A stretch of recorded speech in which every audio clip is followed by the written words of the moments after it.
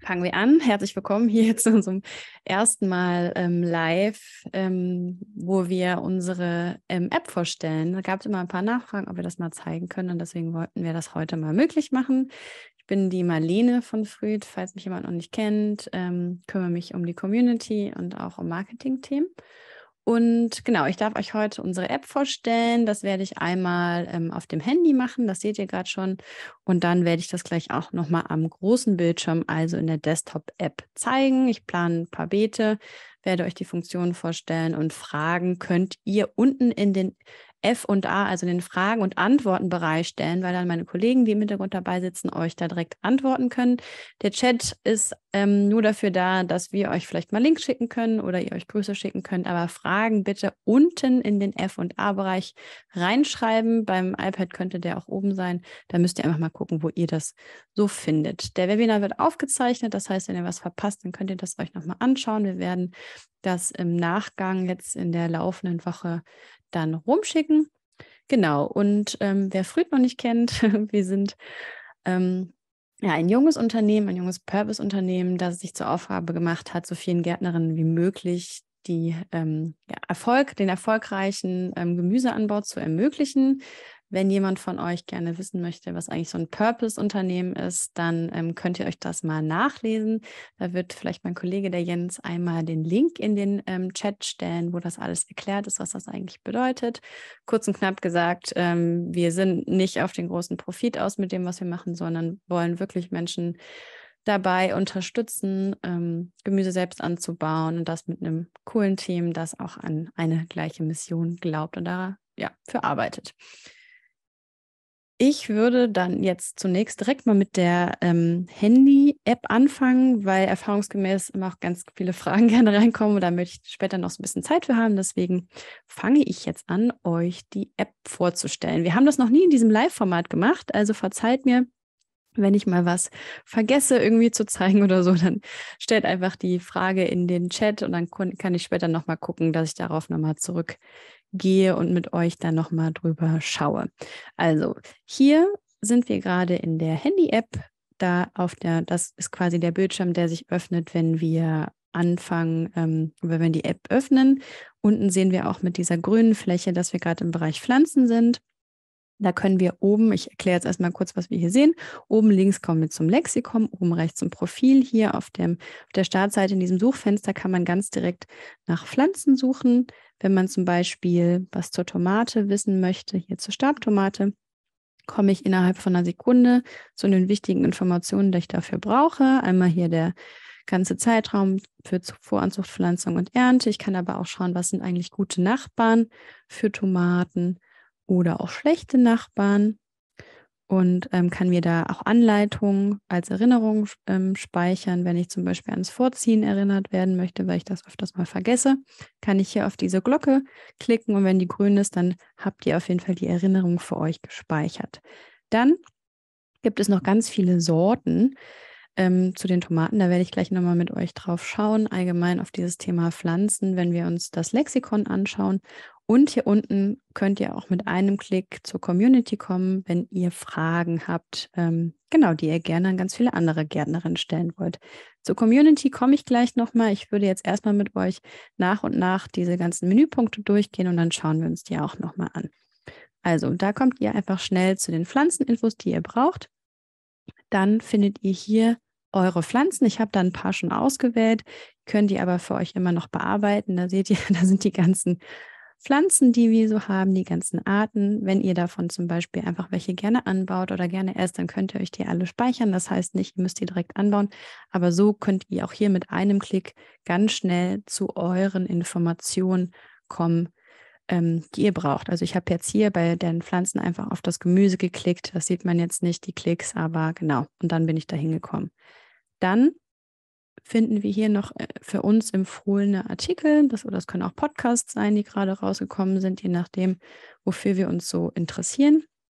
Die werden auch immer wieder neu also kommen immer mal wieder neue rein. Und wenn man sich die speichert, dann klickt man einfach hier auf dieses kleine Fähnchen, das wird dann grün. Und dann erscheinen die hier unten bei den gespeicherten Beiträgen. Also wenn ich zum Beispiel weiß, ich kann mir das jetzt noch nicht durchlesen, ich möchte es aber später lesen oder ich habe was gelesen, was ich toll fand und möchte mir das auf jeden Fall merken, dann kann ich da auf diese kleine Fahne klicken und dann kommt das da unten in meine gespeicherten Beiträge.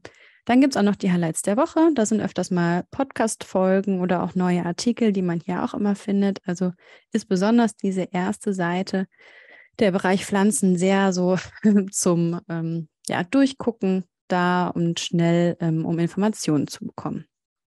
Dann zeige ich euch mal das Lexikon. Da komme ich oben links mit Klick auf zum Lexikon drauf. Da findet man alle Arten, die bei uns im Pflanzenlexikon angelegt sind. Das sind mittlerweile über 3270 Sorten, glaube ich, aus allen möglichen Pflanzenarten. Die sind hier nach Alphabet sortiert. Ihr könnt auch zum Beispiel, wenn ihr nur Gemüse anbauen wollt, das auch filtern oder auch nach Blühpflanzen oder Kräutern und so weiter. Und da sieht man wirklich, wir haben alle möglichen Arten an Gemüse hier hinterlegt. Ich gucke jetzt mal, dass ich mal zur Tomate komme, um euch zu zeigen, was ich eben gemeint habe, dass es da auch verschiedene Sorten gibt. Hier die Stabtomate.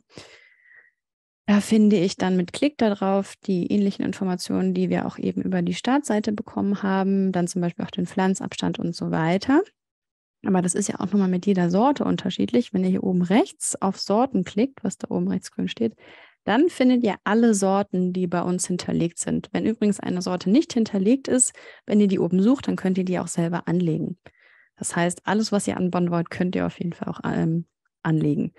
So, und dieser lilane Pfeil, dieser geprüfte Datenpfeil heißt, dass unser Lexikon-Team das geprüft hat, die Informationen, die bei dieser Sorte hinterlegt sind und dass die auf jeden Fall also stimmen, ihr also mit gutem Gewissen diese Sorte in euren Gemüsegarten einplanen könnt. Genau, und dann gibt es auch noch mal zu jeder Sorte die gleichen Informationen, die man auch so bekommt, wenn man auf die Art geklickt hat. Und das Lexikon, das findet ihr in unserer mobilen App, das findet ihr aber auch auf unserer Seite, unserer Website und auch an der Desktop-App. Da kann man auf jeden Fall sehr lange stöbern und gucken, was es eigentlich alles so für Gemüse gibt und was für Informationen man so finden kann. Oben rechts bei diesem kleinen runden Icon mit der winkenden Aubergine, da könnt ihr beim Klick aufs Profil zu eurem Profil kommen. Da habe ich jetzt noch nicht so viel eingetragen, weil ich extra einen Account angelegt habe, um euch das mal hier zu zeigen. Da findet ihr aber alles, was so wichtig für euch ist. Wenn ihr zum Beispiel auch Fragen an den Support habt, wenn ihr also persönliche technische Probleme mit der App habt, dann könnt ihr die da stellen. Ihr könnt Freunde einladen, ihr könnt aber auch euer Community-Profil anlegen. Also das Profil, mit welchem ihr dann in der Community Fragen stellt. Da gebt ihr euch dann einen Namen. Ihr könnt aber auch, wenn ihr auf Bearbeiten oben rechts zeige ich nochmal so das grüne Bearbeiten, wenn ihr darauf klickt, könnt ihr euch einen Nutzernamen geben. Ihr könnt etwas zu euch schreiben, ein Gartenfoto hochladen, aber auch ein Foto zu euch hochladen und dann habt ihr ein Profil bei uns in der App. Ihr könnt dann auch noch so ein paar Sachen angeben. Also was für einen Gartentyp habt ihr, in welcher Region gärtnert ihr so, was ja auch für viele immer interessant ist. Was für eine Erfahrung habt ihr so, was interessiert euch? Und ihr könnt auch Followerinnen bekommen, wenn ihr mögt. Genau, das findet ihr alles unter diesem Punkt oben rechts. Jetzt sind wir automatisch auch in der Community gelandet, deswegen zeige ich die euch auch mal direkt, falls jemand noch nicht kennt. Die ist dazu da, dass wir uns zum Thema Gärtnern mit ganz vielen Gleichgesinnten austauschen können. Da werden alle möglichen Fragen reingestellt zum Thema Gärtnern. Also wenn man zum Beispiel ein Problem hat, sich zu einer bestimmten Sorte austauschen möchte und so weiter. Ganz viel zum Thema Anzucht, wie man gerade sieht. Dann kann man einfach seine Frage reinstellen, indem man oben auf "Was möchtest du teilen" klickt, dann ein Foto auswählt oder auch nicht. Also man muss kein Foto auswählen, man kann auch mehrere Fotos übrigens auswählen. Wie man hier auch sieht, kann man da so durchgehen, indem man einfach auf das Bild klickt und so zur Seite wischt. Und da kann man dann auch immer ganz gut stöbern, was eigentlich gerade so bei den anderen Gärtnerinnen los ist.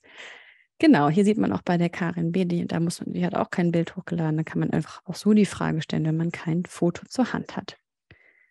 Oben Ist vielleicht noch wichtig zu wissen, wenn ihr euch einen Beitrag merkt, dann klickt ihr hier auf dieses grüne Fähnchen wieder. Ich hoffe, ihr habt das gesehen, das war jetzt hier bei Karins Beitrag. Und wenn ihr dann oben auf das Fähnchen geht, also oben links draufklickt, dann seht ihr hier die Beiträge, die ihr euch gemerkt habt. Manchmal ist es vielleicht ja ein Austausch, wo ihr auf dem Laufenden bleiben wollt und genau sehen wollt, wann passiert was. Und dann merkt man sich das, um schneller hinzukommen. Ihr bekommt aber auch oben über dieses Glöckchen hier eine Info, wenn was unter einem Post von euch geschrieben wurde oder wo ihr kommentiert habt. Da habe ich jetzt noch nichts, weil der Account, wie gesagt, neu ist, aber das findet ihr auch da. Und links daneben dieser kleine Pfeil oder wie sagt man hier, Fliegerchen. Wenn ihr darauf klickt, dann seht ihr auch, wenn euch jemand Nachrichten geschickt hat. Ihr könnt nämlich euch Privatnachrichten innerhalb der App schicken. So, und das geht zum Beispiel, wenn ich jetzt hier auf Sonnenkind klicke und dann oben rechts auf diesen Pfeil, dann könnt ihr jetzt hier eine Nachricht schreiben. So, dann gehe ich nochmal aus der Community raus in den Bereich Plan, weil das bestimmt für viele einer der wichtigsten Parts ist. Hier oben sehe ich jetzt mehrere Pläne. Ich habe schon mal welche angelegt für hin. Ich werde jetzt aber mit euch gleich nochmal einen neuen Plan anlegen. Ihr seht da die Pläne, die ihr bisher gemacht habt. Da habe ich jetzt einen großen Garten, einen kleinen Garten angelegt. Hier mit Klick auf das Plus könnte ich einen neuen Plan anlegen. Das mache ich gleich. Wenn ihr die Basisversion, also die Free-Version habt, dann habt ihr nur einen Plan. Also habt quasi dann einen Garten. Der Vorteil dann von mehreren Plänen ist, was ihr dann mit der Superfruit-Version habt, ist, dass ihr auch mal verschiedene Versionen anlegen könnt und so weiter. Dann seht ihr unten noch die Pflanzpläne, die wir seit letzten Dezember haben. Ich weiß nicht, ob ihr das mitbekommen habt, aber wir haben uns überlegt, wie wir euch noch besser dabei unterstützen können, dass ihr einen Gemüsegarten habt, der euch Freude bringt und ihr auch irgendwo gut gucken könnt, was andere so anpflanzen. Da haben wir uns mit Gärtnerinnen, Experten zusammengetan und einige Pflanzpläne, ja, wie zum Beispiel mit dem Wolfgang Palmer, mit so richtigen Experten veröffentlicht. Wenn man hier auf alle ansehen klickt, dann kann man das auch alles angucken. Ihr könnt auch selbst eure Pläne veröffentlichen und teilen als Vorlage. Das zeige ich euch gleich mal, wie das geht. Aber wenn ihr selber nach einem Plan sucht, den ihr für euch kopieren wollt, dann könnt ihr das hier sehen, was es eigentlich alles so für Pläne gibt. Wenn wir zum Beispiel hier auf diesen klicken, dann haben wir hier oben die Information, wie groß der Garten ist, wie viele Arten der eingeplant hat, ob der ganzjährig oder zum Beispiel nur in der Hauptkultur angepflanzt ist. Dann gibt es ein paar Sätze dazu und mit einem Klick könnt ihr dann einfach den Pflanzplan verwenden. Dann wird der für euch in den Garten kopiert. Das mache ich jetzt mal, oder in eure Pläne kopiert. Und dann ist er schon bei meinen Plänen. Ich kann jetzt im Nachhinein noch eigene Sorten aussuchen oder Pflanzen rauslöschen, wenn ich irgendwas nicht mag. Und kann dann hier oben in diesem weißen Fenster, wo Vorkultur steht, mit den Pfeilen einmal nach rechts in die Hauptkultur springen. Also besonders ist dann der Zeitraum Mai bis September und dann nochmal in die Nachkultur. Also so kann ich auch innerhalb des Jahres mehrere Zeiträume nutzen, um mein Gemüse anzubauen. So, jetzt habe ich auf Speichern geklickt, dann seht ihr, hier oben links ist der bienenfreundliche Garten reinkopiert und der ist dann mit meinen anderen Plänen in diesem Planbereich. So, ich sehe, ich habe eine Frage im Chat, auf die ich direkt mal eingehen könnte. Genau. Gibt es irgendwo in der App eine Definition, anhand der ich bestimmen kann, ob ein Standort zum Beispiel schattig oder halbschattig ist? Ja, das gibt es. Das zeige ich gleich direkt mal. Ihr könnt das einstellen, wenn ihr in der Beetplanung seid, was ihr da für einen Boden habt und wie die Lichtverhältnisse innerhalb des Gartens sind. Sonnenstunden kann man leider nicht antragen, aber man kann halbschattig, schattig oder sonnig eintragen. Das zeige ich gleich mal. So, dann würde ich sagen, wenn da jetzt wohl einige Fragen kommen, gehe ich direkt mal in den Planbereich. Ich klicke jetzt hier auf einen neuen Plan und werde mal mit euch einen neuen Plan anlegen, damit ihr seht, wie das geht. Ich bin jetzt hier in der Vorkultur aktuell noch, aber das ist für den Anfang nicht so wichtig, weil ich jetzt erstmal nur die Beete anlegen will. Und da, also ich habe jetzt hier unten rechts auf dieses Plus in dem weißen Kreis geklickt und ziehe dann das einfach hier rein. Also ihr könnt das leider nicht so gut sehen mit meiner Hand, aber man klickt einfach unten auf das Plus und dann zieht man einfach das, was man möchte, in den Garten rein. Und wenn ich jetzt auf diese weißen Kreise klicke, diese weißen Punkte, kann ich damit auch die Größe anpassen von meinem Beet. Man sieht dann auch unten wie lang das ist und kann auch mit dem Plus und Minus unten in diesem Bereich, wenn man möchte, das noch so zentimeterweise anpassen. Aber am einfachsten und schnellsten geht es auf jeden Fall, indem man an diesen weißen Punkten zieht. So, und jetzt habe ich ein 2 Meter mal 1,20 Meter Beet. Das ist eins, was ich gerne anbaue. Da kommt man noch so ganz gut in die Mitte, wenn man dran muss. Genau, und hat eine ganz gute Länge fürs Beet. Und weil ich das so gerne mag, kopiere ich mir jetzt direkt mal diese Beetform, weil ich davon mehrere anbauen möchte. Dann kann ich einfach auf dieses Plus klicken. Wenn ihr da unten links mal guckt, da ist dieses kleine Mülleimerchen und darüber das Plus-Symbol. Und dann ist das Beet auch schon kopiert. Ich kann, indem ich mit den Fingern diese Bewegung mache, rein und raus gehen, also zoomen und ran und rauszoomen, wie man das sonst so vom Handy kennt. Und habe jetzt hier schon mal meine 2 Beete. Jetzt möchte ich auch noch ein rundes Beet hinzupflanzen. Dann klicke ich wieder unten rechts auf das Plus. Auf Beete, also ihr seht, wir haben alles in einer Ansicht mittlerweile. Beete, Pflanzen und Dekoration. Ich ziehe jetzt mal hier auch ein rundes Beet mit rein. Und dann habe ich hier schon mal 3 Beete, die ich bepflanzen kann. Das würde ich jetzt auch mal im nächsten Schritt machen, damit ich euch das mal zeigen kann. Dann klicke ich wieder auf das Plus und pflanzen, oder wir können auch mal kurz gucken, ob wir noch einen kleinen Baum vielleicht hinzufügen wollen. Das könnt ihr ja auch machen. Das zeige ich aber gleich nochmal am Desktop, weil ich da einen größeren Garten plane. Und wenn man zum Beispiel einen großen Garten mit Haus und Baum und so hat, kann man das da manchmal so ein bisschen besser machen. Geht aber auch sehr gut hier. Das zeige ich euch aber da nochmal genau, damit ihr es nicht alles doppelt seht. Genau, dann gehen wir mal auf die Pflanzen. So, hier werden mir jetzt alle möglichen Pflanzen angezeigt, die oft auch zum Beispiel, können das meine Favoriten sein oder einfach Vorschläge, was man so anbauen möchte. Hier seht ihr auch die alphabetische Reihenfolge, wenn ihr da schauen wollt.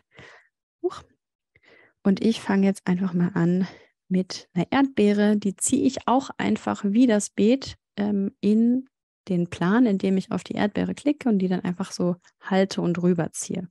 So, jetzt ist die in meinem Beet. Und ich kann jetzt auch genau wie bei den anderen Beeten, bei meinem Gemüse mit diesen weißen Kreisen anpassen, wie viel Platz ich dafür einplanen möchte. So, ihr seht jetzt unten wird mir angezeigt, das sind 6 Pflanzen, die ich da habe. Und wenn ich mehr anbauen möchte, kann ich dann zum Beispiel das einfach noch größer ziehen. Indem ich auf dieses Rädchen klicke, was unten rechts ist, bekomme ich nochmal angezeigt, was für eine Sorte ich da habe und was für einen Zeitraum das ist, wo ich das anpflanzen würde, wenn ich eine andere Sorte anpflanzen möchte. Ne? Also wirklich das für mich gut anpassen möchte. Manchmal hat man ja seine Lieblingssorten oder hat auch schon Saatgut zu Hause. Dann kann man hier auf Sorte anpassen klicken und sich dann die Sorte aussuchen, die man in seinem Beet haben möchte. Das mache ich jetzt mal. Dann drücke ich auf Speichern und schon habe ich die richtige Sorte im Beet. So. Jetzt möchte ich natürlich noch weitere Sachen anpflanzen und wofür wir uns ja auch einsetzen oder wo wir auch immer schauen, dass das Gemüse gerne funktioniert, ist das Thema Mischkultur. Also welche Pflanzen pflanze ich eigentlich neben welche Pflanzen, um möglichst gute Ergebnisse zu haben. Also weniger Krankheiten an meinen Pflanzen, gesundes Pflanzenwachstum, eine gesunde Ernte. Und das geschieht, indem ich eine gute Mischkultur unter anderem beachte, wo sich die Pflanzen gegenseitig einfach gut bewirken können, damit die sich zum Beispiel nicht, also wenn 2 Starkzehrer nebeneinander gepflanzt werden, dann ziehen die sich zum Beispiel gegenseitig die Nährstoffe aus dem Boden. Und wie kann ich das vielleicht verhindern, indem ich dann eine andere Pflanze daneben setze? Und wenn ihr jetzt hier unten auf gute Nachbarn klickt, werden euch schon Pflanzen angezeigt, die ihr gut neben die Erdbeere pflanzen könntet. Und wenn ich jetzt hier zum Beispiel gucke, dann sehe ich Kohlrabi, möchte ich auch anpflanzen. Dann kann ich das einfach auch, indem ich auf das Kohlrabi klicke und reinziehe, ins Beet reinziehen. Und dieses grüne Herz zeigt mir dann auch an, dass es eine gute Pflanznachbarschaft ist. So, dann passe ich das wieder für mich an mit der Größe. Also wie viele will ich eigentlich ungefähr anbauen? Und kann dann so auch weiter vorgehen für die weiteren Gemüsesorten, die ich gerne anbauen möchte. So. Und genau, und so pflanzt man dann nach und nach für sich seine Beete. Jetzt seht ihr hier, weil auch wenn sich ein Gemüse nicht verträgt oder das nicht so ratsam ist, wenn man das da anpflanzt, diese Blitze zeigen, dass das keine guten Nachbarn sind, das Herz aber schon. Beim Mangold, dann würde ich das jetzt vielleicht eher hier unten ins Beet setzen oder ganz woanders in die anderen Beete. Aber so könnt ihr einfach nach und nach eure Beete planen. So, jetzt gucke ich nochmal ganz kurz in die Fragen, weil ich sehe, dass da einige da sind. Da muss ich erstmal kurz mir das anschauen, falls da eine direkt dazu ist, damit ich dazu was sagen kann. Hochbeete und Gewächshäuser könnt ihr nicht einplanen. Also da gibt es noch keinen Special-Button für. Ihr könnt aber eine Überdachung anklicken. Oder einfach Hochbeete würde ich dann genauso, wie ich das gerade gemacht habe, auch eintragen, auch wenn man jetzt nicht sieht, dass das dann quasi hochgebaut ist. So. Dann gibt es die Frage, die 4 Tomatensorten, Cocktailstrauch, Cocktailstab, Strauch und Stabtomate irritiert. Ab welcher Größe ist eine Tomate eine Cocktailtomate? Das kann ich dir jetzt nicht so sagen. Ich bin keine Expertin in dem Bereich, aber es gibt ja auf jeder Samenverpackung oder bei jeder Sortenbeschreibung, wo man sich das kauft oder tauscht oder schenkt, immer eine Beschreibung, was für eine Tomatenart das ist. Also wenn man zum Beispiel eine bestimmte Sorte hat, dann guck einfach auf dein Saatguttütchen und dann steht das da auf jeden Fall drauf. So, und dann, genau, ich sehe, werden sehr viele Fragen im Chat gestellt. Bitte stellt die Fragen unten bei F und A, also bei Fragen und Antworten, weil dann können meine Kollegen euch da direkt reinschreiben und euch da direkt antworten. Fragen sollen bitte nicht hier im Chat gestellt werden, sondern in diesem Bereich. Und der Chat ist eigentlich dafür da, damit wir da Links reinschicken können. Und sonst wird das so ein bisschen unübersichtlicher. So, ich gucke nochmal, ob hier noch irgendwas ist, was ich direkt verändern könnte. Wie viel Abstand muss ein schlechter Nachbar haben, damit ich ihn ohne Blitz pflanzen kann? Also der Blitz wird euch meistens auch innerhalb eines Beets weiterhin angezeigt, auch wenn das so ein paar Gemüse weiter ist. Das ist dann aber, also mit ein bisschen Erfahrung kann man halt sagen, das ist dann nicht so schlimm, aber im besten Fall habt ihr in einem Beet nur gute Nachbarn, weil je nachdem, was ihr anpflanzt, zum Beispiel bei Kohl, wenn man zu viel in einem Beet anpflanzt, habt ihr halt schon mehr Probleme mit der Kohlfliege und dann ist es einfacher, wenn ihr das so ein bisschen versetzt in den Beet macht. Wenn ihr natürlich nur ein Beet habt, da möglichst viele Sachen anbauen wollt, dann versucht einfach es möglichst weit auseinander zu setzen. So, und das ist dann meistens so. Also jetzt seht ihr ja, ich habe jetzt hier unten das eingepflanzt, ich zoome mal ran. Ne? Dann geht das so. Aber ich würde jetzt da unten den Pak Choi oder was, ja, Pak Choi war das, nicht neben das Kohlrabi pflanzen. So, also so plant ihr dann quasi den ganzen Garten nach und nach. Ihr könnt dann durch eure Kulturen gehen. Also hier seht ihr zum Beispiel die Hauptkultur, Nachkultur und so immer, jetzt ist meine Bildschirmübertragung kurz weggegangen. Moment, das werde ich nochmal eben anpassen. Wahrscheinlich war die schon ein bisschen lang. So, mal kurz gucken. Da eine Sekunde. Das Handy teilt man auch nicht so oft. So, jetzt müsstet ihr das wieder sehen. Dann mache ich mich noch weg, damit ihr das nicht die ganze Zeit seht. Genau. So, das ist quasi die händische Planung. Ne? Also ich weiß für mich selber, was möchte ich so anbauen und dann kann ich das nach und nach da reinziehen. Es gibt aber auch die Möglichkeit, dass ihr den Zauberstab benutzt, den ihr unten links seht. Das geht mit der Superfruit-Version. Wenn ihr zum Beispiel nicht so erfahren seid, auch nicht oder nicht wisst, was ihr anpflanzen wollt, oder ihr möchtet, dass jemand anders für euch, quasi wir mit der App, einen Vorschlag für eure Beete machen, dann könnt ihr, ich mache jetzt mal hier an der Stelle, wo das alles noch frei ist, unten links auf den Zauberstab klicken und eure Lücken auffüllen lassen. Da klickt ihr einfach auf Lücken auffüllen. Und dann könnt ihr auswählen, ob das zum Beispiel mit euren Favoriten passieren soll, die ihr ja im Vorhinein auswählen könnt oder auch immer mal wieder auswählen könnt oder auffüllen mit überraschenden neuen Arten. Das werde ich jetzt mal machen, weil ich noch nicht so viele Favoriten ausgewählt habe. Und dann schwuppdiwupps, wie sagt man, Abracadabra oder so. Ihr wisst, was ich meine. Zauber und dann ist euer Plan befüllt. Wenn euch der Vorschlag nicht gefällt, dann könnt ihr euch auch neue Vorschläge machen lassen. Also wenn ihr zum Beispiel denkt, boah, nee, 90% davon mag ich gar nicht, dann klickt ihr einfach unten auf diesen neuen Vorschlag-Button und dann bekommt ihr einen neuen Vorschlag für eure Beete. Und das könnt ihr so oft machen, bis ihr denkt, boah, das passt jetzt für mich. Dann klickt ihr unten rechts auf diesen grünen Pfeil und zack, habt ihr eure Beete automatisch befüllt. Ihr könnt im Nachhinein immer noch was rauslöschen, wenn ihr dann zum Beispiel irgendwas nicht mögt. Dann geht ihr hierbei, wenn ich jetzt auf den geklickt habe, auf den Blumenkohl, dann gehe ich hier oben auf Details und dann auf den kleinen Mülleimer und dann ist es rausgelöscht. So, dann habe ich jetzt hier aber eine Lücke. Das geht nämlich auch. Also ihr könnt auch nur Lücken befüllen lassen oder es werden dann vor allem immer nur die Lücken befüllt. Dann klicke ich hier nochmal einfach auf Lücken auffüllen. Und dann kann ich auch dieses einzige Fenster, was da noch war. Ihr seht, der Rest ist ausgegraut, die Bohnen sind hervorgehoben und so seht ihr, was gerade aufgefüllt wurde. Und dann denke ich mir, ach, das passt aber gut und dann nehme ich das an und schon ist meine ganze Hauptkultur für dieses Jahr geplant. Das könnt ihr natürlich auch mit der Vorkultur machen und mit der Nachkultur, wie ihr möchtet. Aber so habt ihr mal gesehen, wie das geht mit dem Zauberstab. So, ich gucke mal, ob ich irgendwas vergessen habe, was ich euch hier zeigen wollte. Ich habe euch die Vorlagen gezeigt. Genau, da gibt es übrigens ganz viele. Also wenn ihr da mal durchstöbern wollt, das gibt es, wie gesagt, auf dem Handy, aber auch in der Desktop-Version.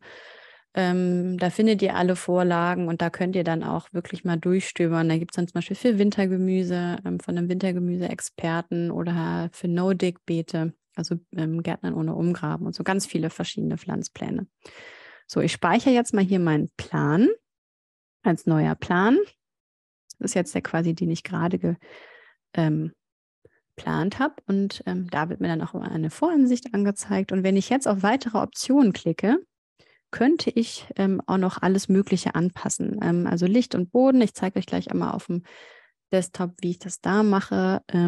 Da ist das dann quasi genau das Gleiche. Könnt ihr auch auf dem Handy machen. Ihr könnt euch erinnern lassen an alle Aufgaben, die anfallen mit diesem Plan. Ihr könnt es aber auch ausstellen. Also wann muss ich zum Beispiel alles so anziehen, was da in meinem Plan ist. Das könnt ihr könnt euch Erinnerungen auch für einzelne Gemüsearten oder Sorten einstellen, unabhängig von eurem Plan. Aber ihr könnt auch einfach alles, was ihr angebaut habt, hier mit diesem, wenn ihr auf dieses Feld klickt, dann wird wenn das grün wird, dann werdet ihr an alle Aufgaben erinnert, die anfallen. Also wirklich Anzucht, Auspflanzen, Düngen und so weiter.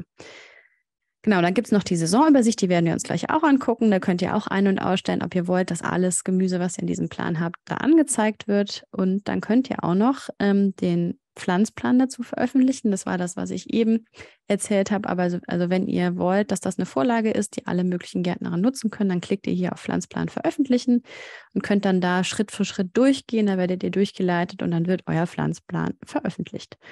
So, und dann könnt ihr auch noch den Plan duplizieren, wenn ihr zum Beispiel denkt, ihr wollt noch mal ein bisschen was dran ändern, wollt aber eine Sicherungskopie quasi machen, dann könnt ihr auch duplizieren und dann an eurer Kopie arbeiten.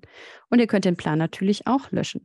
Saatgut könnt ihr übrigens auch passend zum Plan bestellen. Also wenn ihr noch nach Saatgut sucht dazu, wir haben ja einen rein biologischen Online-Shop, da findet ihr ganz viel Saatgut, aber auch anderes Zubehör für den Garten. Falls das jemand interessiert, kann der Jens ja auch mal den Link in den Chat stellen. So, dann gehe ich mal zurück und zeige euch mal den Bereich Gärtnern. Das ist nämlich auch diese Sortenübersicht und die Aufgaben, von denen ich die ganze Zeit spreche. Da habe ich unten in der Menüleiste auf Gärtnern geklickt und dann findet ihr hier die Aufgaben und die Saison und direkt als Schnellzugriff die Aufgaben, die für diese Woche anfallen. Zum Beispiel beim Borretsch ist das jetzt das Einpflanzen in dieser Woche. So, ich zeige euch das aber hier nochmal bei den Aufgaben. Da könnt ihr einfach durch diese ganzen Kalenderwochen durchgehen und schauen, was fällt eigentlich an in den ganzen Wochen, die so kommen. Also zum Beispiel, wenn ich jetzt mal auf die KW 12 gehe, dann gucke ich, was muss ich denn eigentlich pikieren? Ah ja, die Chili, die habe ich dann quasi schon angezogen und die werden jetzt pikiert. Oder wenn ich mal in den anderen Monat gehe, also oben rechts über diese Pfeile könnt ihr zwischen den Monaten hin und her switchen und wenn ihr dann auf die Kalenderwoche klickt, also zum Beispiel klicke ich jetzt auf KW 20, dann wird das grün, dann sehe ich, in welcher Kalenderwoche ich bin und da sehe ich dann auch, okay, da in dieser Woche muss ich die Bohnen, Erbsen und genau, noch mehr Bohnen säen. Das ist dann auch angepasst, je nachdem, wie viel ihr eingeplant habt an Gemüse, darauf ist das dann auch angepasst, wie viele Sorten, wie viele Arten ihr vorziehen müsst, beziehungsweise wie viele Pflanzen. So, das ist dieser Bereich Aufgaben. Dann gehe ich nochmal gerne mit euch auf Saison, weil das auch sehr viele GärtnerInnen sehr gerne nutzen. Hier seht ihr eine Jahresübersicht über die Pflanzen, die ihr in den jeweiligen Beeten geplant habt. Oben seht ihr die Monate. Ich hoffe, man kann das bei euch auch gut sehen. Also links oben ist das J für Januar und dann seht ihr die Eisheiligen mit so einem kleinen Sternchen, so einem Eisstern markiert und dann oben rechts seht ihr D für Dezember. Also das sind immer die Monate innerhalb dieser Striche. Und wenn wir jetzt mal runtergehen, das ist alles noch der bienenfreundliche Garten, den wir uns kopiert haben. Dann genau, sind wir hier mal in den Beeten, die ich vorhin geplant habe. Das reicht eigentlich auch, um euch das mal zu zeigen. Also ihr seht, wann ist eigentlich bei mir was in den Beeten. Also ich habe zum Beispiel da ein Tomatenbeet angelegt und dann sehe ich, okay, das Blaue ist die Voranzucht. Die Tomate wird quasi über den April bis in den Mai vorgezogen. Dann wird die eingepflanzt und dann beim grünen Bereich ist das die Ernte. So, und das ist natürlich bei manchen von euch, je nach Region, wo ihr auch gärtnert, unterschiedlich. Oder ihr wisst auch, ja, bei mir in der Region weiß ich, dass sich das immer lohnt, wenn ich ein bisschen später anfange. Dann könnt ihr diese Daten auch anpassen. Und ihr könnt auch eingeben, möchte ich das eigentlich direkt ins Beet säen oder möchte ich gekaufte Setzlinge nutzen, was ja auch viele machen. Dann entfällt natürlich dieses ganze Thema mit der Anzucht und so weiter. Also wenn ich das zum Beispiel auswähle, ich habe jetzt unten rechts auf diesen kleinen Kreis geklickt, auf gekaufte Setzlinge, dann seht ihr, es wird einfach nur ausgepflanzt und dann passt sich das an. Und ihr könnt auch, wenn ihr dann nochmal beim Auspflanzdatum zum Beispiel auf das Datum klickt, auf den 22.05.23, dann könnt ihr das auch nochmal anpassen. So könnt ihr ganz individuell für euch anpassen, wann ihr was anbauen wollt. Das, was hier aber im Vorhinein angezeigt wird, sind Empfehlungen, die dieser Sorte bei dieser Sorte gespeichert wurden, die basieren dann zum Beispiel auf den ganzen Saatgutanbietern und ist aber, wie gesagt, für manchen dann manchmal auch ein bisschen anders, wann man das auspflanzen kann oder möchte und wann es gut passt. So, also das mal zu dieser ganzen Saisonübersicht. Ihr könnt natürlich hier auch zwischen den Jahren wechseln. Ihr seht jetzt, 24 ist noch nicht so viel geplant, aber in 23 ist dann alles, was ich so in meinem Garten habe, angezeigt, außer ich habe das ausgestellt, wie ich das eben euch gezeigt habe. So, jetzt schaue ich noch mal kurz in die Fragen, was noch so kam.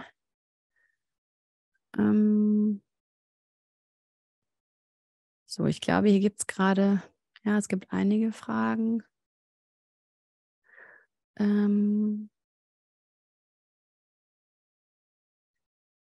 Ja, bei den Vorschlägen der guten Nachbarn werden auch die Jahreszeiten beachtet, aber es ist, wie gesagt, bei manchen Sorten auch sehr unterschiedlich. Ne? Also je nachdem, was ihr anpflanzt, müsst ihr auch immer die Sorten anpassen, damit ihr da genauer schauen könnt. Bei einer Möhre gibt es ja zum Beispiel eine Vorkulturmöhre, aber auch eine Herbstmöhre oder welche, die man eher im Sommer anbaut. Genauso wie mit Spinat kann man den ja jetzt schon in der Vorkultur anbauen oder auch im Winter. Deswegen würde ich euch da immer empfehlen, dass ihr genau schaut, welche Sorten möchte ich eigentlich anbauen. Dann kommt auch die Frage von der Conny, wie geht man mit Dauerkulturen um? Wir arbeiten gerade an dem Thema mehrjährige Pflanzen. Das geht aktuell noch nicht, wir sind aber dran. So, das schon mal als Info.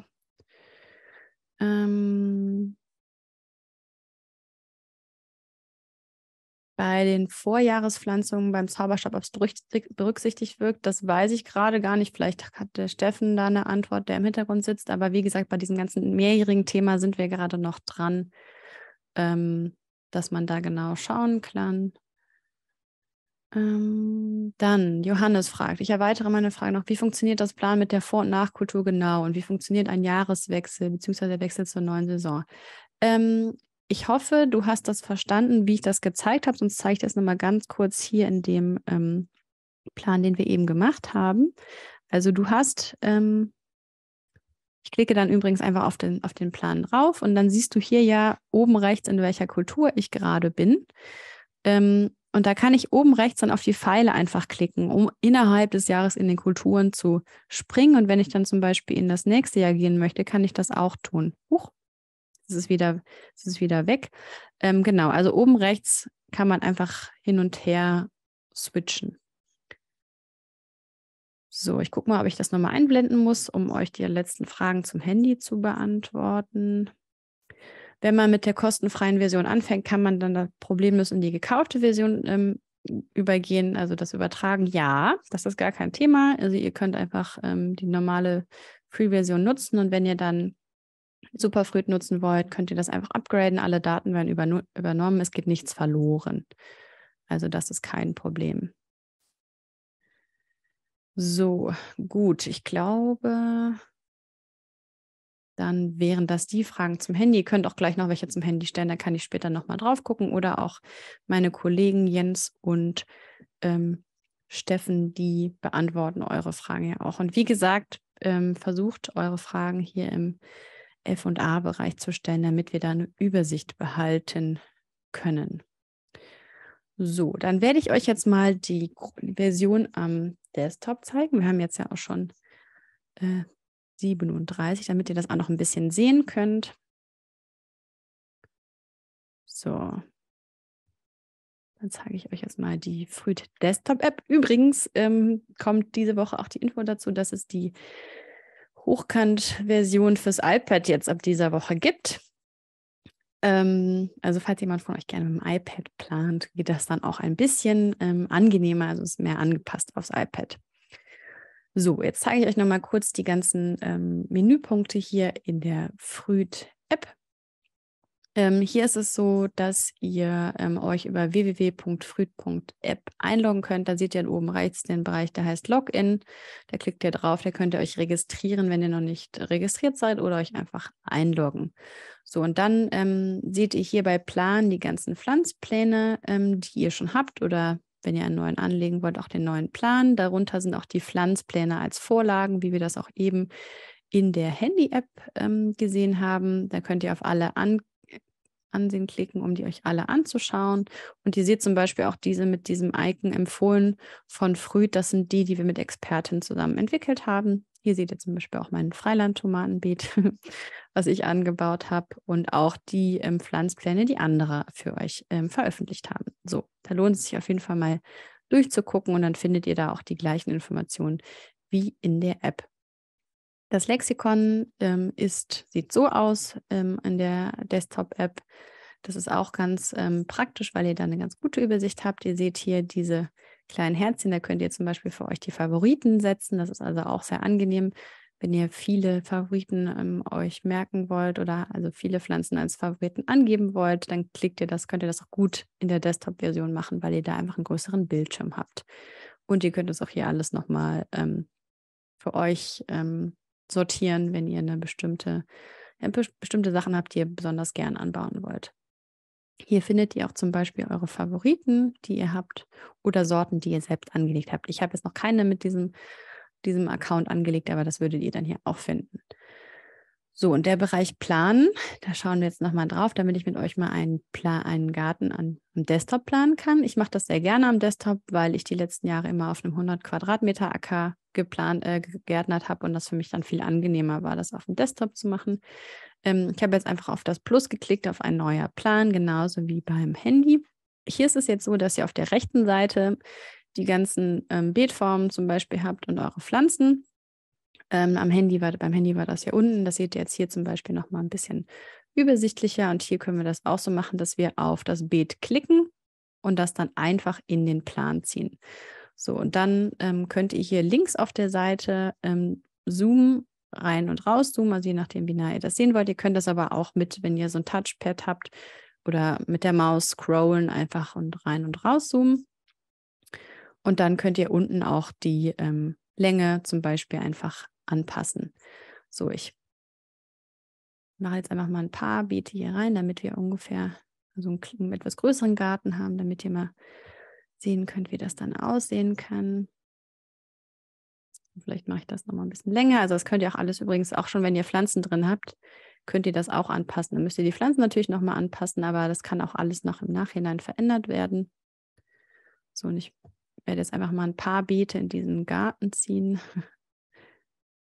So, mache ich noch ein kleines, vielleicht ein Kräuterbeet oder so, ein rundes. Und dann habe ich hier noch einen Baum unten im Garten. Gehe ich mal ein bisschen raus, damit ich es besser sehen kann. Dann habe ich hier oben auch noch einen Baum, zum Beispiel, der hier am Rand vom Beet wächst. Und ein Haus ist hier oben. Das könnt ihr dann auch einfach mit den Punkten, also überall seht ihr immer diese Punkte, damit könnt ihr das anpassen. Ein großes Haus. Und ihr könnt auch zum Beispiel Wege für euch machen. Das ist dann genauso unten, dass ihr auch die Länge und Breite seht. Und das für euch dann einfach Also ihr klickt immer auf die jeweilige Sache, zieht das dann in eurem Plan hin und her und könnt das dann so auch mit diesen weißen Punkten oder unten mit Plus und Minus anpassen. So, jetzt haben wir quasi die Grundvoraussetzung für die Planung geschaffen. Dann zwischendurch wird das auch automatisch gespeichert, aber wenn man ängstlich ist und die Sorge hat, das wird nicht gut gespeichert oder man sieht, es wurde erst letztes Mal jetzt vor einer Minute gespeichert, dann kann ich auch oben rechts auf dieses Speichersymbol klicken und dann wird es direkt nochmal gespeichert. Und dann sehe ich auch links, wenn ihr links schaut, in diesem weißen Fenster, sehe ich, in welchem Jahr ich bin. Ich sehe den Saisonabschnitt, also jetzt gerade bin ich in der Hauptsaison. Ich kann aber auch genauso, wenn ich hier drauf klicke, immer zwischen den Saisons hin und her springen. Und ihr seht hier oben auch noch den Bereich Bedingungen und den wollte ich euch jetzt auch noch mal zeigen. Das hatte ich eben angekündigt, wenn ihr ihn für euren Garten angeben wollt, was da alles so wächst, was da für Verhältnisse sind, dann könnt ihr das hier mit Sonne, Halbschatten und Schatten zum Beispiel einzeichnen. Also wenn ich jetzt weiß, ich habe jetzt hier auf die Sonne geklickt, ich habe hier sehr sonnige Gebiete, dann gehe ich einfach über dieses Beet. Verzeiht mir, wenn es jetzt nicht so schön aussieht. Das sieht man übrigens gleich nicht mehr, wenn ich in der Planung bin. Gehe ich hier rüber und trage all die Bereiche, die sehr sonnig sind, ein. So, dann würde ich jetzt mal sagen, das ist alles sehr sonnig. Und dann habe ich ja hier diesen großen Baum. Das heißt, ich habe da vielleicht ein bisschen Halbschatten. So, und dann kann ich das auch hier nochmal eintragen. So, und dann kann ich auch noch angeben, was für einen Boden ich habe und ob ich zum Beispiel einen Wasseranschluss habe. Den habe ich und dann habe ich zum Beispiel hier jetzt auch die Bedingungen gespeichert, die ich in diesem Garten habe. Jetzt klicke ich nochmal auf Speichern und gehe jetzt nochmal in Beete und Pflanzen oben, um da nochmal genauer drauf zu schauen. Wenn ich jetzt hier auf das Beet klicke, habe ich dann ja unten auch immer die ganzen Informationen und ich kann zum Beispiel, wenn ich auf dieses Rädchen klicke, auch noch die Überdachung eingeben. So, da wurde eben ja auch noch nachgefragt. Da kann ich das dann auch nochmal individuell für dieses Beet angeben, was ihr hier seht. So, und jetzt pflanze ich mal ein paar Sachen in diesen Garten rein. Und vielleicht gucke ich mal, was ist denn beliebt. So Tomaten werden ja immer ganz gerne angebaut. Da ziehe ich jetzt mal hier zum Beispiel die Tomate rein. So, dann, also erstmal zieht man sich immer die Arten allgemein rein, da wird automatisch eine Sorte ausgewählt. Die kann man ja, wie gesagt, anpassen. Das könnt ihr genauso wie auf dem Handy auch hier machen, indem ihr auf dieses Rädchen klickt und dann könnt ihr hier die Sorte anpassen, wenn ihr möchtet. So, und dann klicke ich auf die Tomate und bekomme dann hier auf der rechten Seite die guten Nachbarn angezeigt. Dieser Mischkultur-Score, der zeigt zum Beispiel, also die Pflanzen, die euch hier empfohlen werden, die passen auch zu den Lichtverhältnissen, die ihr da habt, die passen zu dem Boden, die ihr da habt und halt zu den guten Nachbarschaften. Und diesen Kreis, den ihr seht, das ist der sogenannte Mischkultur-Score. Und wenn der grün ist das optimal. Wenn der gelb ist es so okay, also geht. Und wenn der rot ist, dann solltet ihr das nicht machen. Also das vielleicht so als Info. Immer hier unten seht ihr das zum Beispiel aus, auch orange wäre zum Beispiel okay, aber vielleicht passt der Boden eigentlich nicht so gut. Und dann seht ihr auch vielleicht nochmal die beliebtesten, die es da gibt. So, und jetzt würde ich mal zum Beispiel hier zu der Tomate einen Grünkohl pflanzen. Das mache ich übrigens auch sehr gerne. Das ist eine sehr beliebte Mischkultur, Tomaten und Kohl, weil die gegenseitig sich vor Schädlingen schützen. Genau, so, und dann sehe ich ja, wie auch eben schon auf dem Handy, alles, was ich da gut in diesem Beet noch anpflanzen könnte. Also was passt vielleicht noch ganz gut zu Grünkohl oder was passt zu Tomaten. Das bekomme ich ja alles angezeigt. Jetzt könnte ich zum Beispiel hier mal die Chili ins Beet ziehen. Ich sehe, da sind Herzchen da. Also eine gute Wahl. Das heißt, ich kann das auch hier nach und nach immer mehr in meinen Garten eintragen, das Gemüse. Und das dauert natürlich dann, je nachdem, wie viel Platz man hat, so ein bisschen seine Zeit. Aber eigentlich ist das sehr spielerisch und geht super einfach dadurch, dass man hier auch die Unterstützung mit den guten und schlechten Nachbarn hat, was einem da so angezeigt wird. So, und ich kann natürlich das dann wie auf dem Handy auch für alle Saisonabschnitte machen, die ich habe. Also wir sind jetzt gerade, wie gesagt, in der Hauptkultur. Ich kann dann aber auch in den Januar und April gehen. Dann ist da vielleicht der Grünkohl noch angezeigt, je nachdem, was für eine Sorte ich genommen habe. So, aber sonst ist halt alles noch sehr frei. Und dann kann ich natürlich hier genauso auch den Zauberstab nutzen. Das ist natürlich dann für die Superfruit-Version. Ich zeige euch das mal. wie das geht. So, jetzt ist hier leider gerade das Zoom-Fenster über den Zauberstab. Moment. So, dann klicke ich hier unten links auf Zauberstab und kann auch hier mit neuen Arten oder den Favoriten auffüllen. Dann klicke ich da einfach drauf und dann werden wieder auch hier auf dem Handy die Lücken gefüllt. Und dann kann ich hier genauso wie auch eben auf dem Handy das dann annehmen oder nicht annehmen und so lange rotieren lassen, bis ich einen Vorschlag habe, der für mich passt. Manchmal muss man den dann vielleicht noch so ein bisschen anpassen, aber genauso funktioniert das auch hier in der Desktop-App. So, genau. Das heißt, ich habe jetzt hier schon mal meine Hauptkultur geplant und kann dann so nach und nach entweder händisch, indem ich das reinziehe, also zum Beispiel hier den Blumenkohl oder auch mit dem Zauberstab dann nochmal die Lücken, die ich hier habe, einfach befüllen lassen, Vorschlag erstellen. So, und fertig ist quasi mein Gemüsegarten. Ist natürlich manchmal, also ich zeige euch das jetzt so schnell, ich sitze da selber auch gerne mal so einen Abend dran, um das für mich so zu machen, wie ich das perfekt für ein Jahr haben möchte. Aber ich versuche euch einfach mal ein bisschen zu zeigen, wie einfach das auch ginge, wenn ihr es sehr schnell haben wollt. So, jetzt nochmal kurz die Übersicht in der Web-Version. Ihr findet da genau die gleichen Menüpunkte hier oben wie auch auf dem Handy. Ihr findet den Bereich Gärtnern. So, das speichere ich zwischendurch nochmal. Gärtnern, wo ihr auch die Aufgaben und die Saisonübersicht findet. Hier sind wir jetzt in der Saisonübersicht. Da seht ihr, was wir alles eingeplant haben. Und könnt genau hier, auch wenn ihr auf ein Gemüse klickt, dann anpassen, ob ihr es direkt säen wollt oder gekaufte Setzlinge nutzen wollt oder selber anziehen wollt. Und dann könnt ihr auch hier die ganzen Zeiträume anpassen, wenn ihr möchtet. So, und jetzt, wenn ich auf Aufgaben gehe, kriege ich die auch hier genauso wie auf dem Handy angezeigt. Die Ansicht ist halt immer so ein bisschen optimiert aufs jeweilige Gerät. Also wenn ihr auf dem Handy plant, sieht das alles ein bisschen anders aus. Genau wie hier auch in der Saisonübersicht ist das alles ein bisschen breiter und nicht so hochkant. Da muss jeder für sich so ein bisschen rausfinden, was er sie gerne mag. Hier oben findet ihr auch den Bereich Community noch. Wenn ihr hier etwas lieber über den Computer teilen möchtet oder lesen möchtet, könnt ihr das auch sehr gerne hier machen, indem ihr dann einfach hier in das Fenster klickt und da was reinschreibt. So, jetzt schaue ich noch mal kurz auf die Fragen, weil ich sehe, dass dann noch mal einige reingekommen sind.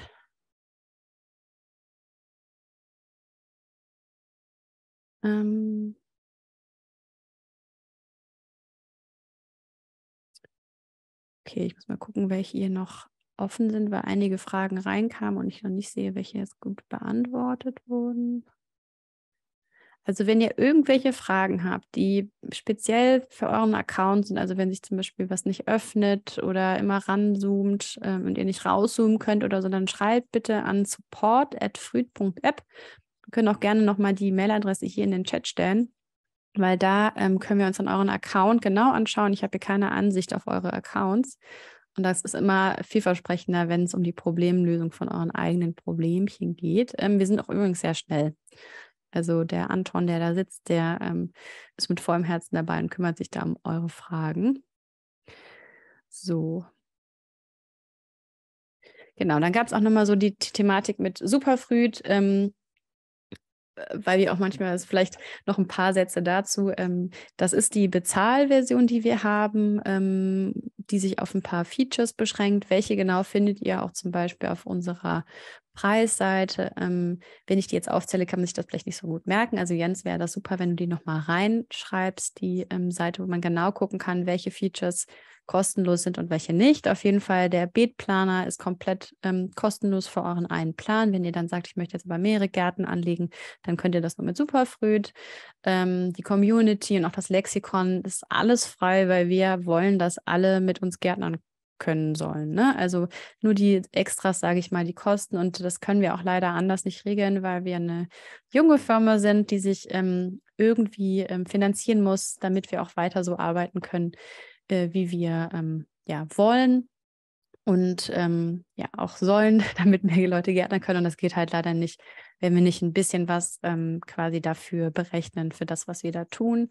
Und wir sind ein Team aus ungefähr 18 Menschen, also ganz viele Entwicklerinnen, Designerinnen und so weiter und versuchen so viel wie möglich umsonst zu machen, aber alles geht leider nicht immer.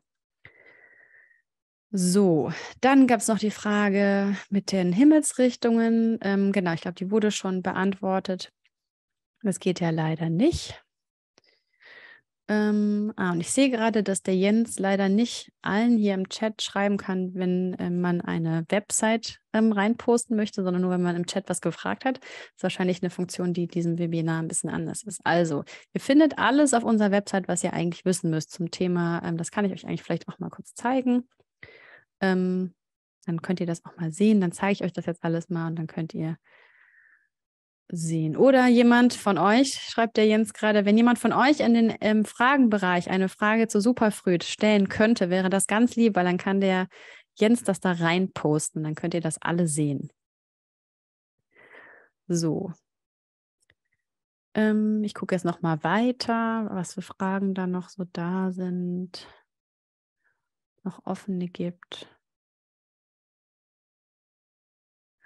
Beetplan ausdrucken von der Claudia. Also das ging mal, aber aktuell geht das leider nicht. Das ist kein Fokus, sage ich mal, gewesen von den letzten Wochen. Und genau, ihr müsst euch das so vorstellen, wenn also wir kriegen quasi euer Feedback oder Wünsche, die man so haben möchte. Übrigens haben wir seit heute eine Liste, wo wir auch die ganzen Wünsche, die es so gibt, sammeln. Wenn ihr denkt, boah, das wäre aber cool, das wünsche ich mir eigentlich für die Früht-App, dann könnt ihr erst das auch an support@früht.app schicken und wir sammeln das nämlich alles, weil alles, was wir machen, soll natürlich euch bestmöglich dabei unterstützen, ja, eure Gartenthemen anzugehen, so wie ihr das braucht. Und deswegen versuchen wir auch immer mehr rauszufinden, was ihr eigentlich braucht. Ich habe auch noch eine kleine Umfrage, die ich vergessen habe, am Anfang zu starten. Die machen wir vielleicht gleich noch, damit wir überhaupt wissen, wofür nützt ihr Früht eigentlich oder nutzt ihr das schon? Genau. Und da sammeln wir alle Sachen, die ihr euch so wünscht. Und wenn wir dann im Team bemerken, okay, da ist was dabei, was man umsetzen kann oder möchte, oder wir haben auch selbst im Team eine Idee, die wir gerne umsetzen wollen, dann wird die quasi erstmal innerhalb des Marketing-Teams überlegt, also was soll die eigentlich können, diese Funktion. Dann wird das meistens an unser Design-Team übergeben. Dann designen die das, dann wird das an das Team gegeben, was das dann im Programmierbereich umsetzt und dann wird das nochmal getestet und so weiter. Also es dauert alles immer wirklich super lange. Nur, dass ihr mal wisst, wie ungefähr sowas entstehen kann. Eine neue Funktion. Und leider, wie gesagt, bei diesem neuen Planer geht das aktuell noch nicht, dass man das ausdruckt, liebe Claudia. Das tut mir leid. Ich hoffe, du kommst damit trotzdem zurecht. Vielleicht musst du dir sonst einfach Screenshots machen oder so. So. Dann gucke ich nochmal, ob hier noch irgendeine offene Frage drin ist.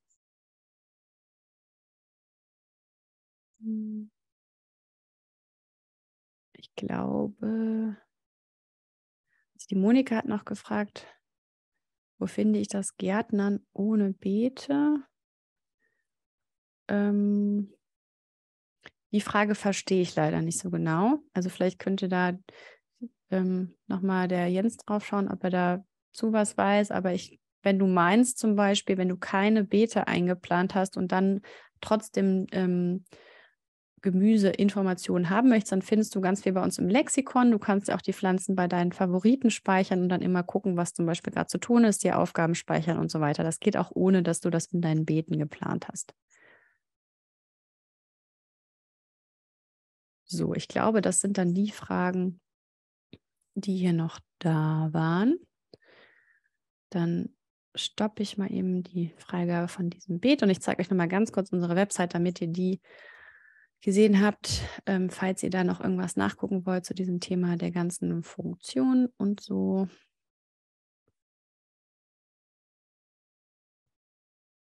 So, Moment. Dann teile ich noch mal eben meinen Bildschirm, damit ihr das auch sehen könnt. Ich bin jetzt auf unserer Website. Also ich bin jetzt hier oben auf Superfruit gegangen und dann findet ihr halt nochmal alle Informationen. Also was sind die Vorteile, wenn ihr das zum Beispiel denkt, dass es für euch passen könnte, dann könnt ihr euch da genauer informieren. Also was ist da alles drin, wie viel kostet das? Also es gibt einmal dieses 33 € pro Jahr Jahresabo. Das ist übrigens günstiger, wenn man es auf unserer Website kauft, als im App Store, weil da einfach dann Kosten oben drauf kommen, beziehungsweise was man auch abgeben muss in den jeweiligen Stores. Es gibt aber seit diesem Jahr auch das Lifetime-Abo. Also wenn ihr zum Beispiel sagt, ihr seid nicht so die Abo-Menschen, ihr wollt das lieber einmalig kaufen, Dann könnt ihr das auch da machen. Dann könnt ihr hier ein paar schöne Bewertungen lesen und unten seht ihr die Funktion im Überblick. Ne? Also da seht ihr nochmal, was alles in Fruit Free enthalten ist und dann, was alles bei Superfruit drin ist. Also der Zauberstab zum Beispiel, mehrere Pläne, dass ihr Pflanzpläne kopieren und verändern könnt und so weiter. Also das könnt ihr euch hier zum Beispiel nochmal anschauen, damit ihr da genauer drauf schauen könnt. Genau, und dann auf unserer Website findet ihr auch Informationen über uns, wenn ihr euch genauer anschauen wollt, was sind wir eigentlich so für Personen, wer arbeitet da, dann könnt ihr euch das da alles durchlesen. Also was ist eigentlich so unsere Mission, warum ist es sinnvoll, wenn ihr uns Geld für das gebt, was wir machen. Dann seht ihr zum Beispiel auch unser Team und da findet ihr zu jedem, da bin ich mit einer glückliche Marlene bei der Kartoffelernte auf dem Feld. Genau, und da findet ihr einfach nochmal unser ganzes Team, wenn ihr euch das mal anschauen wollt. Wer ist eigentlich so hinter Früht? Genau, und das Lexikon findet ihr ja auch oder unseren Shop. Da könnt ihr auch drauf gehen. Und wie gesagt, oben rechts auch der Login, wenn ihr die Desktop-App benutzen wollt. So. Gucke ich nochmal in die Fragen.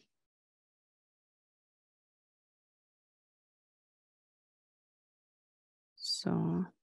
Also falls, wie gesagt, ihr noch irgendwas euch nochmal anschauen wollt, es gibt das dann, wir laden das auf YouTube hoch, diesen Webinar. Es gibt aber auch auf YouTube übrigens schon eine Playlist auf unserem Früht-Kanal. Wenn ihr Früht sucht in YouTube, dann findet ihr uns.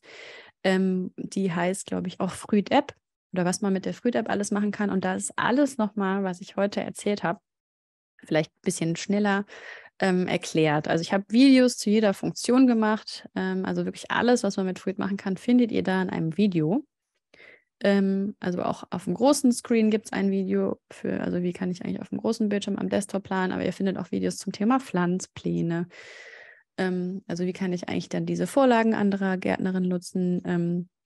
Wie kann ich den Zauberstab nutzen? Wie kann ich eine eigene Sorte anlegen und so weiter. Das findet ihr auch alles da nochmal, wenn ihr euch das nochmal genauer anschauen wollt, also bestimmte Dinge. So. Kommen noch mal welche rein.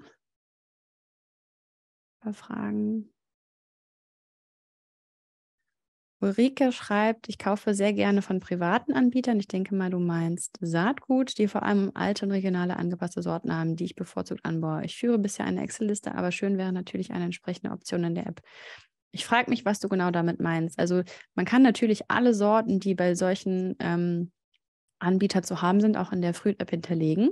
Also das geht auch, habe ich zum Beispiel auch gemacht, weil ich auch mal gerne altes Saatgut aus der Region habe. Also das gibt es auf jeden Fall die Möglichkeit, das zu hinterlegen. Wenn du jetzt zum Beispiel eine Liste meinst mit allen alten Sorten und so, dann haben wir das noch nicht in der App. Aber wenn das ein Wunsch ist, dann könnte man den zum Beispiel auch an support@fruit.app schicken und dann können wir uns das da auch mal speichern. So. Kommt noch eine Frage rein. Okay. Jens schreibt, dass du auch zuvor schon eine Frage hattest zur Saatgutbestellung. Alles klar. Also wie gesagt, ihr findet bei uns im Shop einiges an Saatgut, aber es gibt ja auch die ganzen Anbieter aus der Region oder die ganzen Saatgutfestivals, die jetzt alle so anstehen. Genau. Okay. Hat alles schon beantwortet. Super. So, die Andrea schreibt, bekomme ich irgendwo eine Listung, wie viele Pflanzen einer Sorte in meinem großen Garten ich in Summe habe? Ja, du kannst, also du hast jetzt quasi keine Gesamtübersicht in einer großen Liste, wo steht, du hast irgendwie 5 Tomaten der Sorte XY und 2 Gurken der Sorte XY. Du bekommst aber im Plan, wenn du auf das Gemüse klickst, genau angezeigt, wie viele Pflanzen das sind. Also wie viel Platz habe ich eigentlich da, wenn ich jetzt meine Kartoffeln das in den einen Acker ziehe, wie viele Pflanzen kann ich dann da anbauen? Das ist natürlich je nach Sorte auch unterschiedlich. Also wie gesagt, es lohnt sich, wenn man die Sorten anpasst, weil ihr dann genau seht, wie viel Platz habe ich eigentlich, also wie viele Pflanzen. Und dann wird aber auch bei deinen Anzuchterinnerungen, also bei den Aufgaben, wird dir angezeigt, wie viele Pflanzen du vorziehen musst oder säen musst zum Beispiel. Also da wird das beides berücksichtigt. Genau, und dann fragt der Armin, woher wissen wir, welche Pflanzen gute Nachbarn sind? Das ist natürlich nicht alles auf unserem Mist gewachsen, sondern es gibt Experten, die schon seit, weiß ich nicht wie vielen Hunderten von Jahren, sage ich jetzt mal, bestimmte Mischkulturen anbauen. Die älteste, sage ich mal, ist vermutlich eine der ältesten, das Milpa-Beet von den Inkas mit Mais, also den 3 Schwestern nennt man es auch Mais, Kürbis und Bohnen. Die haben damals schon rausgefunden, dass wenn man diese Kombi anbaut, dann hat zum Beispiel der Mais tiefe Wurzeln, die Bohnen so ganz flache Wurzeln. Die geben sich gegenseitig die Nährstoffe, die brauchen, die beim Pflanzen, beim Wachsen unterstützen. Und dann gibt es halt den Kürbis, der den Boden beschattet und dadurch der Boden nicht austrocknet. So, das ist mal so eine klassische Mischkultur. Und da gibt es einfach Wissen, was über jahrelange Arbeit von GärtnerInnen, also ExpertInnen, gesammelt wurde, ganz vielen Büchern gesammelt wurde, im Web gesammelt wurde und so weiter. Und wir haben auf Basis dieses Wissens, was es überall gibt, das in unserer App als Daten hinterlegt. So, also das ist wissenschaftlich fundiert, sage ich mal. Gabi fragt noch, gibt es auch einen Freiplatzhalter für Kompost oder Regentonne? Noch nicht. Ist ein guter Wunsch. Da würde ich dich auch bitten, das mal an support@früd.app zu schicken, weil wir, wie gesagt, da den Anton haben, der die ganzen Ideen aktuell noch selber sammelt. Bald gibt es wahrscheinlich diese Liste, wo man sich einfach eintragen kann mit seinen Ideen. Dann sage ich jetzt schon mal vielen Dank. Ich hoffe, das war okay für euch. Es war, wie gesagt, das erste Mal, dass ich das so live gemacht habe, sonst in so einem Format-Webinar noch nicht. Ich freue mich auf jeden Fall, wenn ihr einiges lernen konntet und ja, einen guten Abend mit einem guten Zuhören haben konntet jetzt hier beim Webinar. Und dann würde ich sagen, hören oder sehen wir oder schreiben wir uns auf jeden Fall hoffentlich mal. Vielleicht seid ihr auch nochmal in der Früd-App irgendwann, der Früd-Community irgendwie unterwegs. Da bin ich ja auch immer ganz viel. Und ich wünsche euch dann auf jeden Fall eine gute Anzuchtsaison, die jetzt ja startet. Und ja, hoffentlich bis ganz bald. Tschüss, macht's gut.